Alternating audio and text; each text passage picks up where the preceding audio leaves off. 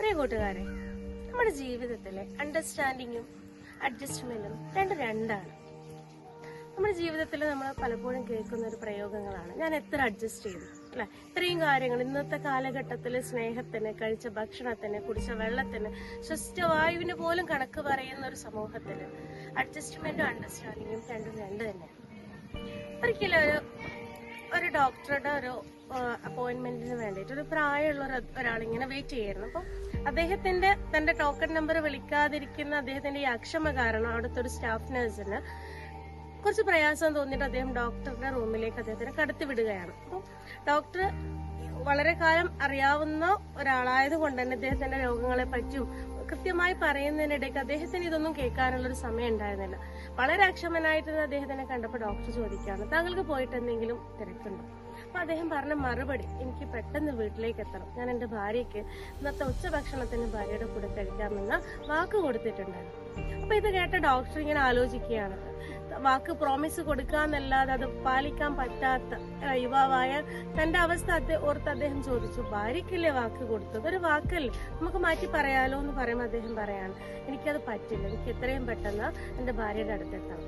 അപ്പൊ ഡോക്ടർ ചോദിച്ചപ്പോ പിന്നെ ഡോക്ടർക്ക് അപ്പൊ ഈ ഒരു കാര്യം അറിഞ്ഞപ്പോ അദ്ദേഹത്തിന് കൂടുതൽ അറിയാനുള്ള ഒരു ആകാംക്ഷയുണ്ട്.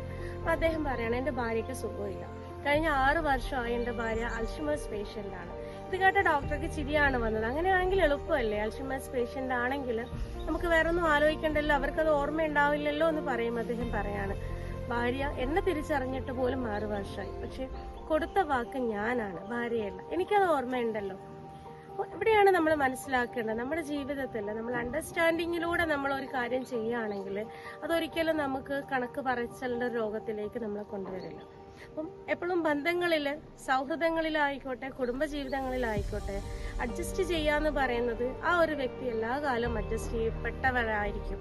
അവരുടെ ജീവിതത്തിൽ അവർക്ക് അതിലൊരു സന്തോഷം കണ്ടെത്താനാവില്ല, അതൊരു കടമ പോലെ ചെയ്യേണ്ട ഒരു അവസ്ഥയിൽ നിന്ന് മാറി ഇന്നത്തെ ലോകത്ത്, വളരെ വിശാലമായ ഈ ഒരു ലോകത്ത് ചിന്താഗതികളും നമ്മൾ വിശാലമാക്കേണ്ടതാണ്. അപ്പം അഡ്ജസ്റ്റ്മെന്റ് എന്ന വാക്കേ നമ്മളെ നിഘണ്ടുവെന്ന് മാറ്റി നമ്മൾ അണ്ടർസ്റ്റാൻഡിങ്ങിന്റെ ആ ഒരു തലത്തിലേക്ക് നമ്മുടെ ചിന്താഗതി ഉയർത്തുക.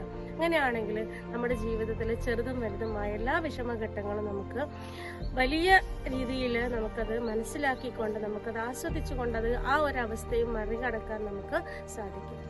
Thank you. Try to be not an adjusting, try to be an understanding partner.